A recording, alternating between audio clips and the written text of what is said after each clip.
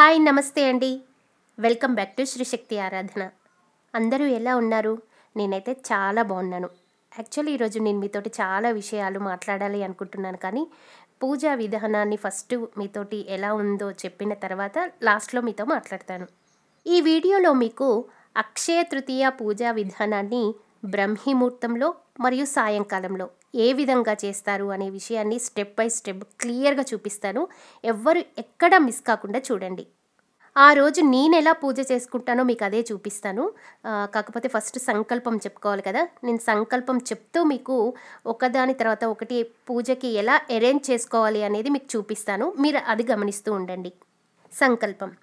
మమ ఉపాత్త సమస్త దురితక్షయ ద్వారా భగవతు భాగవతాచార్య కైంకర్య యోగ్యత సిద్ధ్యర్థం మమ సహకుటుంబానాం క్షేమ స్థైర్య వీర్య విజయ అభయ ఆయుః ఆరోగ్య ఐశ్వర్యాభివృద్ధ్యర్థం ధర్మ కామ మోక్ష చతుర్విధ ఫలపురుషార్థ సిద్ధ్యర్థం ఆధ్యాత్మిక ఆదిదైవిక ఆదిభౌతిక తాపత్రయ నివారణార్థం సుఖ సంతోష సౌభాగ్య జీవన సిద్ధ్యర్థం శ్రీలక్ష్మీనారాయణ పరిపూర్ణ కటాక్ష సిద్ధ్యర్థం మమ గృహే అష్ట ఐశ్వర్య ధనధాన్య సిద్ధ్యర్థం అక్షయ తృతీయే శ్రీలక్ష్మీనారాయణ ఆరాధనంచ కరిష్యే.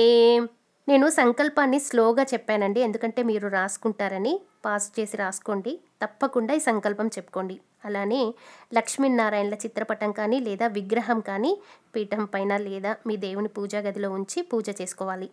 మీ దగ్గర వెండి ప్లేట్ ఉన్నట్లయితే గనక ఆ రోజు మీరు వెండి ప్లేట్లో అమ్మవారి కలశం ఉండేటట్లు చూసుకోండి. లేదా ఇత్తడి ప్లేట్లో పెట్టినా కూడా పర్వాలేదు. వెండి ప్లేట్ ఉంటే కనుక ఖచ్చితంగా మర్చిపోకుండా ఆ రోజు వెండి ప్లేట్ పెట్టమని చెప్తున్నాను. అయితే నేను కలశంలో ఒక 6, 8 అలా మామిడాకులు పెట్టేసి దాంట్లో గంగా, పసుపు, కుంకుమ, అక్షంతలు, చిల్లర నాణేలు వేసి దాని మీద ప్లేటు ఉంచి ప్లేట్లో బియ్యం వేసి దాని మీద అమ్మవారిని లక్ష్మీనారాయణల విగ్రహాన్ని పెట్టి పూజ చేసుకుంటున్నాను. అక్షయ తృతీయ రోజున పూజలో తప్పకుండా ఉండవలసిన ఒక ముఖ్యమైన వస్తువు ఇంట్లో అరగదీసిన గంధము. సాన మీద గంధాన్ని అరగదీయాలి.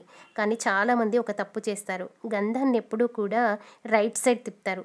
ఎప్పుడూ గంధంని కూడా యాంటీ క్లాక్ వైజ్గా తిప్పాలి. దక్షిణంగా తిప్పి చక్కగా గంధాన్ని అరగదీసి డైరెక్ట్గా ఆ గంధం సాన మీద నుంచే విగ్రహాలకు కానీ ఫోటోలకు కానీ పెట్టకూడదండి. గంధాన్ని ఎప్పుడూ తీసిన తర్వాత ఒక చిన్న గిన్నెలోకి తీసుకోవాలి. దాని తర్వాతనే విగ్రహాలకు కానీ చక్కగా ఫోటోలకు కానీ మనం పెట్టాలి. అలానే నేను ఇక్కడ ఎర్రచందనం కూడా తీస్తున్నానండి. ఎర్రచందనం కూడా చాలా శ్రేష్టము దేవీ దేవతలందరికీ. నేను మీకు ఇక్కడ అభిషేకం పార్ట్ చూపెట్టట్లేదు, కానీ నేను గంధం అరగదీసి అభిషేకము అసలు ఆ రోజు పూజ మొత్తం గంధంతోటే ఉంటుంది నాది. మీరు ముందు వీడియోలో చూస్తారు కదా. సో అందుకనే 2 చందనాలు యూజ్ చేశాను. కాకపోతే నాకు ఎర్రచందనం అనేది నా బెస్ట్ ఫ్రెండ్ పంపించారు. తనకి మరీ థ్యాంక్స్ చెప్పుకుంటున్నాను, సందర్భం వచ్చింది కాబట్టి. థ్యాంక్స్ అండి పద్మ గారు. చందనం చెక్కల్ని ఎక్కడ కూడా బయట కొనకండి, లేపాక్షిలోనే కొనండి. అక్కడ చాలా మంచిగా దొరుకుతాయి. వేరే దగ్గర రోజ్ వుడ్ అలాంటివి అన్నీ సేల్ చేస్తున్నారు. నేను ఒకసారి అలానే కొని మోసపోయాను. సో మీరందరూ కూడా ఎప్పుడైనా చందనం చెక్కలు కొనాలి అని అంటే కనుక అవి ఓన్లీ లేపాక్షిలోనే కొనండి. ఇలా ఒక ప్లేట్లో గంధము, పసుపు, కుంకుమ, అక్షంతలు అన్నీ రెడీ చేసుకొని మీ దగ్గర చిన్న విగ్రహం ఉన్నా సరే పెద్దది ఉన్నా సరే, లక్ష్మీనారాయణది లేదా కృష్ణ భగవానుడిది, నరసింహస్వామిది, ఇంకా వెంకటేశ్వర స్వామిది ఎవరిదైనా సరే ఉంటే ఆ రోజు మొత్తానికి ఒక లైట్గా కొంచెము ఫేస్కి వదిలేసి మొత్తానికి లేపనం చేయాలి. ఇలా గంధం రాసేటప్పుడు మీరు మనసులో ఓం నమో నారాయణాయ నమః అనుకుంటారా లేదా కనకదార స్తోత్రం చేసుకుంటూ చేస్తారా? మీకు మనసులో ఏది ఇష్టం వస్తే అది చూడకుండా వచ్చింది చక్కగా మనసులో తలుచుకుంటూ స్వామివారికి సేవ చేస్తున్నాం. ఆ రోజు బ్రహ్మీముహూర్తంలో లేస్తాం కదండి, ఎవ్వరూ ఉండరు, ఏ సౌండు ఉండదు. చక్కగా మీరు తన్మయత్వంలో మునిగిపోయి స్వామివారి పాదాల సేవ చేసుకుంటున్నారు, స్వామికి ఇద్దరు అమ్మవారి అయ్యవారి ఇద్దరికీ సేవ చేసుకుంటున్నాను అని చక్కగా మీరు ఆ ధ్యాసలోనే ఉండిపోయి స్వామివారి పూజ చేసుకోండి. నేను ఇక్కడ వీడియో లాంగ్ కాకుండా ఒక లక్ష్మీనారాయణల విగ్రహానికి మాత్రమే గంధలేపనం చూపిస్తున్నానండి. కానీ ఆ రోజు అక్షయ తృతీయ రోజున మాత్రము ఇంట్లో ఎన్ని విగ్రహాలున్నా అన్ని విగ్రహాలకి నేను గంధలేపనం చేస్తాను.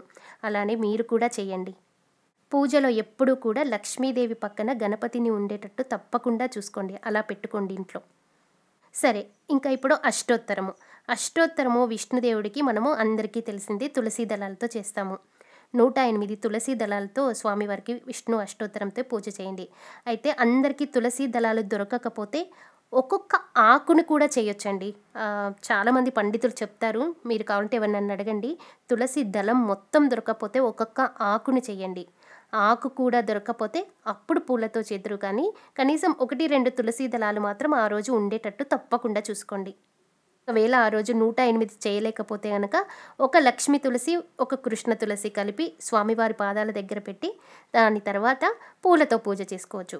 కానీ ఇక్కడ పూలతో మాత్రం చాలా స్పెషల్గా పూజ ఉంటుంది. అదేమిటంటే ఏ పూలైనా తీసుకోండి, సువాసన వచ్చేవి అయినా సువాసనవి రాకపోయినా సరే. నేను ఇక్కడ శంకుచక్ర పూలు చూపెడుతున్నాను, ఎందుకంటే అందరికి ఈజీగా దొరికేవి కాబట్టి.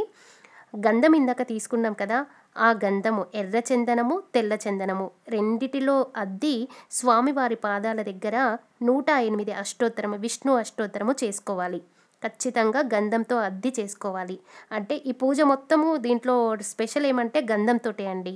అందుకే నేను ఈ పూజకి చాలా ముఖ్యము గంధము అని చెప్పాను.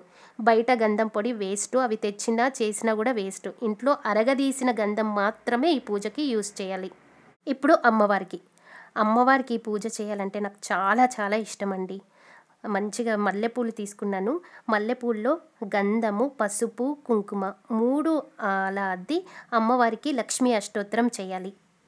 ఓం ప్రకృత్యై నమః, ఓం వికృత్యై నమః, ఓం విద్యాయై నమః, ఓం సర్వభూతహితప్రదాయై నమః, ఓం శ్రద్ధాయై నమః, ఓం విభూత్యై నమః, ఓం సురభ్యై నమః, ఓం పరమాత్మికాయై నమః, ఓం వాచే నమః, ఓం పద్మలయాయై నమః, ఓం పద్మాయై నమః, ఓం శుచయే నమః, ఓం స్వాహాయై నమః, ఓం స్వధాయై నమః, ఓం సుధాయై నమః, ఓం ధన్యాయై నమః, ఓం హిరణ్మయై నమః, ఓం లక్ష్మ్యై నమః, ఓం నిత్యపుష్టాయై నమః, ఓం విభావర్యై నమః, ఓం ఆదిత్యై నమః, ఓం దిత్యై నమః.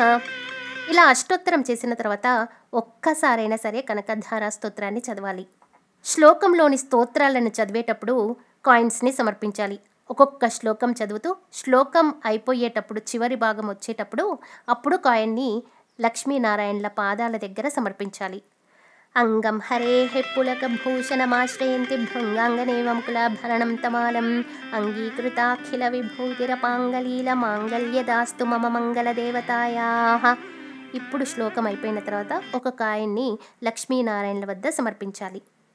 అలానే ఒకవేళ మీలో ఎవరికైనా కనకధార స్తోత్రాన్ని చూడకుండా చెప్పగలుగుతాము, కాన్ఫిడెంట్గా చెప్పగలుగుతాము, సింగిల్ మిస్టేక్ లేకుండా చెప్పగలుగుతాము అన్నవాళ్ళు అలానే చెప్పుకోండి, చూడకుండా చెప్పుకోండి. ఎలా అంటే చక్కగా 2 దోసిటి నిండా కాయిన్స్ ఉంటే కాయిన్స్ తీసుకోండి. చక్కగా కాయిన్స్ పట్టుకొని లక్ష్మీనారాయణలు ఇద్దరు కూడా మన వైపే చూస్తున్నారు, నవ్వుతూ చూస్తున్నారు, మన మీద కరుణతో చూస్తున్నారు అని భావనతో చదువుకుంటూ ఇంకా ఆ లక్ష్మీదేవి అమ్మవారిని అయితే కనకధార స్తోత్రం చిత్రపటం అందరికీ తెలుసు కదా, ఎలా బంగారు ఉసిరికాయలతోటి ఇంటి మీద వర్షం చూపించారో ఆ ఇమాజినేషన్ని మీరు మనసులో తలుచుకుంటూ ఆ స్తోత్రం మొత్తము ఈ ఇరువురిని మనం తలుచుకుంటూ చేసామనుకోండి, ఇంకా బ్రహ్మీ ముహూర్తంలో ఎలాగో ఆ రోజు ఒక్కరోజు మాత్రం తప్పకుండా తొందరగా లేవండి. మ్యాక్సిమం 4:30, 5:30 లోపు కనకధార స్తోత్రం కంప్లీట్ అయ్యేటట్టు, చదివేది కంప్లీట్ అయ్యేటట్టు చూసుకోండి. ఇంకా ఇల్లు అద్భుతం, ఇంకా చెప్పే అవసరమే లేదండి. ఎవ్రీ అక్షయ తృతీయ రోజు ఇది చేయండి, ఈ పూజను కంపల్సరీ చేయండి. నేను ఎవ్రీ ఇయర్ ఈ వీడియో పెడతానో లేదో నాకు తెలియదు, కాకపోతే ఇది గుర్తుపెట్టుకొని మీరు ఆ రోజు 5:30 కల్లా కనకధార స్తోత్రం చదవటం కంప్లీట్ చేసుకోండి. పూజ అయిపోయిన తర్వాత సింపుల్గా మీకు ఏదైనా ఒక ఇష్టమైన నైవేద్యం సమర్పించి దాని తర్వాత మీకు వీలైతే ఒక 2 ముత్యాలైనా వేసి ముత్యాల హారతిని స్వామి అమ్మవార్లకి ఇద్దరికి కూడా సమర్పించాలి. ఇదండి అక్షయ తృతీయ రోజున బ్రాహ్మీ ముహూర్తంలో చేసే పూజా విధానం. అయితే మార్నింగ్ పూజ ఎంత ఇంపార్టెంటో ఈవినింగ్ పూజ కూడా అంతకంటే ఎక్కువ ఇంపార్టెంట్ అయింది. కానీ దానికి ఈవినింగ్ పూజ చేయాలి అంటే ఒక వస్తువుని మాత్రం ఇంటికి తప్పకుండా కొని తెచ్చుకోవాలి. అదే రోజు కొని తెచ్చుకోవాలి. ఏ టైం అయినా పర్వాలేదు.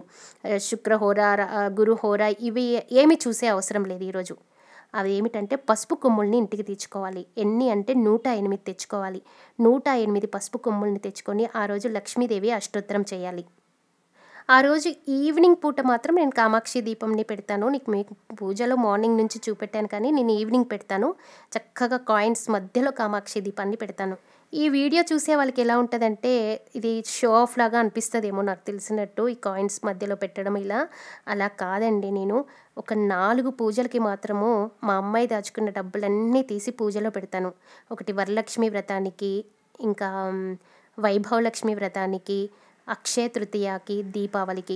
ఈ 4 అమ్మవారి పూజలకి నేను కాయిన్స్తో చక్కగా పూజ చేస్తాను. ఆ సౌండ్ చేస్తాను.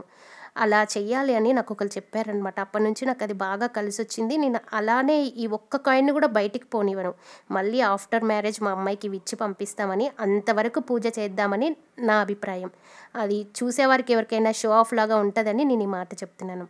సో అయితే ఇప్పుడు పసుపు కొమ్ముల పూజ ఎలా చేయాలో చూపిస్తాను.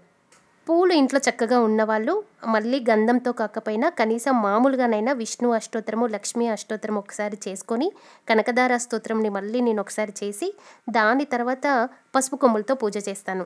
లక్ష్మీ అష్టోత్తరంలోని ఒక్కొక్క నామాన్ని చదువుతూ లక్ష్మీదేవి చుట్టూ లేదా లక్ష్మీనారాయణల విగ్రహం చుట్టూ రాశిలాగా పేరవాలి. ఇలా పసుపు కొమ్ములతో సాయంత్రం పూజ చేసినట్లయితే ఆ ఇంట్లో బంగారానికి అస్సలు కొదవ ఉండదండి. యాక్చువల్లీ ఈరోజు బంగారం ఇంటికి తెచ్చుకోవద్దు. బంగారంతో సమానమైన పసుపు కొమ్ముల్ని ఇంటికి తెచ్చుకోవాలి. సాయంత్రం పూజ చేయాలి.